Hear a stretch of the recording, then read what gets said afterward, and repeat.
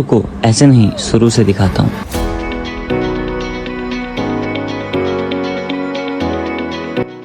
ରାଉରକେଲାରୁ ଦାର୍ଜିଲିଂ ପାଖାପାଖି 45 କିଲୋମିଟର ଅଛି।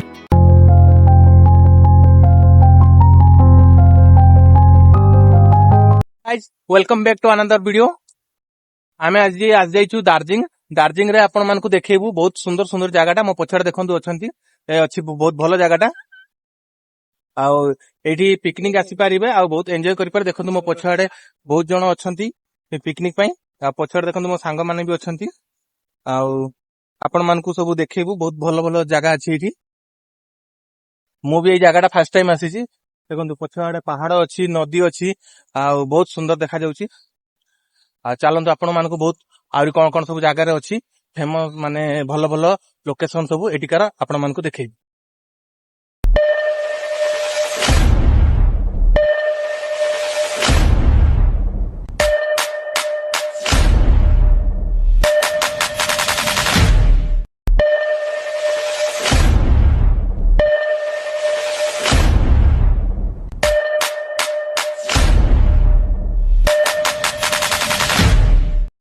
ଦେଖନ୍ତୁ ସାଙ୍ଗମାନେ ଜାଗାଟି କେତେ ସୁନ୍ଦର ହେଇଛି।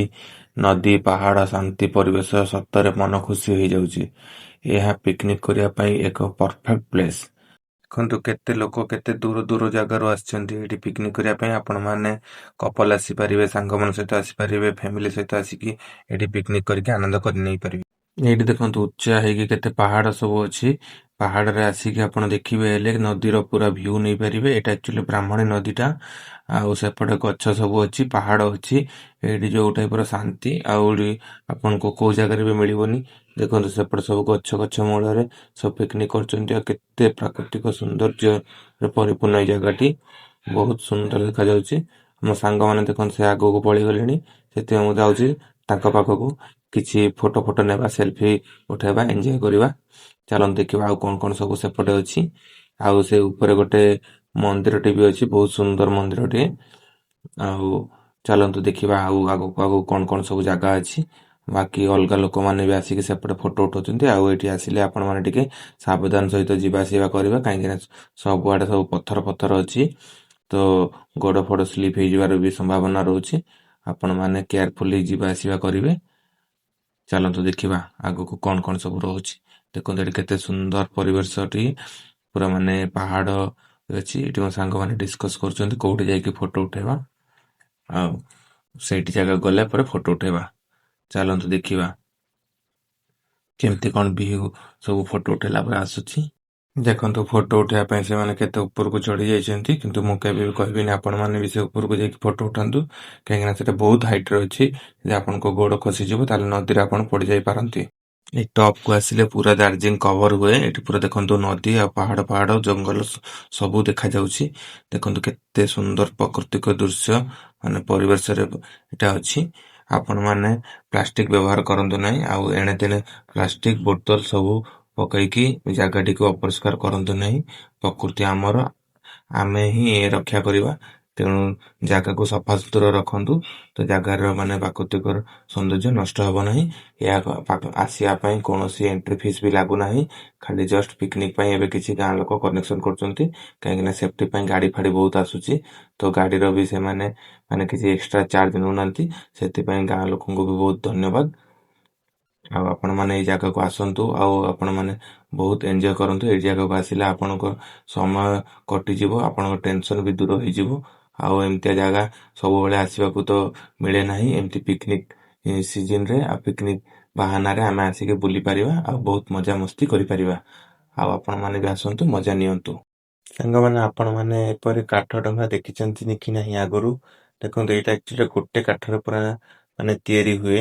ଗୋଟେ ହିଁ କାଠଟାକୁ କାଟିକି ଏମିତି ଡଙ୍ଗା ବନାଯାଏ।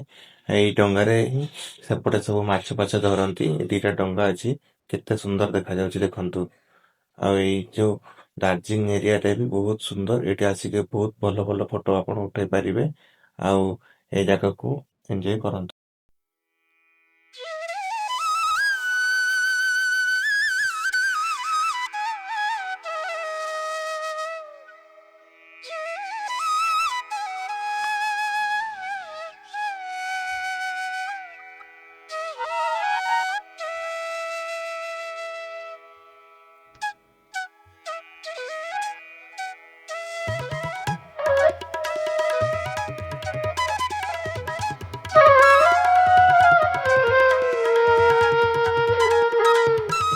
ପ୍ରଶାସନ ତରଫରୁ ବହୁତ ଜାଗାରେ ସୂଚନା ଦିଆଯାଇଛି ଯେ ପାଣି ବହୁତ ଗଭୀର ଅଛି, ଏଠାକୁ ଜମାରୁ ବି ଆସିକି ଗାଧାନ୍ତୁ ନାହିଁ। ମୁଁ ଦେଖନ୍ତୁ ଯୋଉ ହାଇଟରେ ଅଛି ସେ ହାଇଟରେ ବି ବହୁତ ଗୋଡ ଖସୁଛି, ତ ଏଠାକୁ ବି ଆପଣ ଆସନ୍ତୁ ନାହିଁ। ମୁଁ କେବଳ ଭିଡିଓ ସୁଟ୍ ପାଇଁ ଯାଇଥିଲି, କିନ୍ତୁ ହେଲେ ବି ମୋତେ ବହୁତ ଡର ଲାଗୁଥିଲା। ମୁଁ ବହୁତ କେୟାରଫୁଲରେ ସେଲ୍ଫି ଷ୍ଟିକରେ ଭିଡିଓ ନଉଛି, ତ ଆପଣମାନେ ଜମାରୁ ବି ଏଇ ଜାଗାକୁ ଆସିକି ଭିଡିଓ ସୁଟ୍ କରନ୍ତୁ ନାହିଁ, କାହିଁକି ଆପଣ ଜୀବନ ପ୍ରତି ବିପଦ ରହୁଛି। ତ ଏଇ ଜାଗାକୁ ଦେଖନ୍ତୁ ବହୁତ ହାଇଟରେ ହେଇକି ଅଛି ଜାଗାଟି, ତ ଆପଣ ମାନେ ଆସି ଏଇଟାରେ ଅସୁବିଧାର ସମ୍ମୁଖୀନ ଜମାରୁ ବି ହୁଅନ୍ତୁ ନାହିଁ। ଆପଣ ମାନେ ସୁରକ୍ଷିତ ରହି ଭିଡିଓ ଉତ୍ତୋଳନ କରନ୍ତୁ।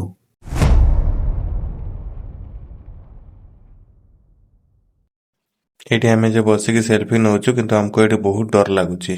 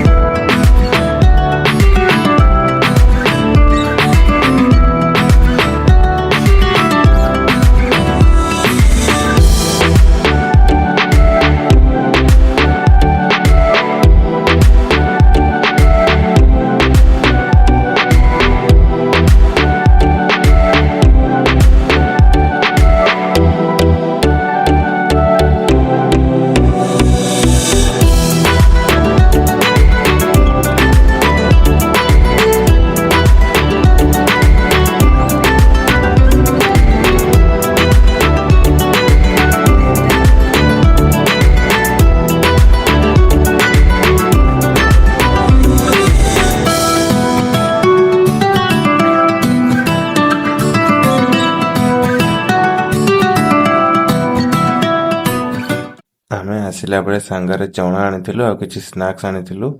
ଆମେ 3 ଜଣ ସାଙ୍ଗ ଏଠି ବସିକି ସ୍ନାକ୍ସ ଖାଇକି ଏନ୍ଜୟ କରୁଛୁ ପ୍ରାକୃତିକ ସୌନ୍ଦର୍ଯ୍ୟର। ଆପଣମାନେ ବି ପିକନିକ ଆସିକି ଏନ୍ଜୟ କରିପାରିବେ, ନହେଲେ ଆପଣମାନେ ଏମିତି କିଛି ସ୍ନାକ୍ସ ଆଣିକି ବି ଏଇ ଜାଗାରେ ଏନ୍ଜୟ କରିପାରିବେ। ଆମେ ଆଉ ଜରି ଏଣେ ତେଣେ ଫୋପାଡ଼ିବେ ନାହିଁ, ପ୍ଲାଷ୍ଟିକ ପାଣି ବୋଟଲ। ଆପଣ ପରିବେଶକୁ ସଫା ରଖନ୍ତୁ, କାହିଁକି ନା ପରିବେଶ ସଫା ରଖିବା ଏହା ଆମର କର୍ତ୍ତବ୍ୟ। ଦେଖନ୍ତୁ ଏଇଠି ସବୁ ଏଣେ ତେଣେ ଜରି ପକେଇଛନ୍ତି, ପ୍ରାକୃତିକ ସୌନ୍ଦର୍ଯ୍ୟ ଏଥିରେ ନଷ୍ଟ ହେଉଛି। ଆପଣମାନେ ଜମାରୁ ବି ଏପରି କରନ୍ତୁ ନାହିଁ। ପ୍ଲାଷ୍ଟିକ ବୋତଲ କି ଜରି ଏଣେ ତେଣେ ଫୋପାଡ଼ନ୍ତୁ ନାହିଁ।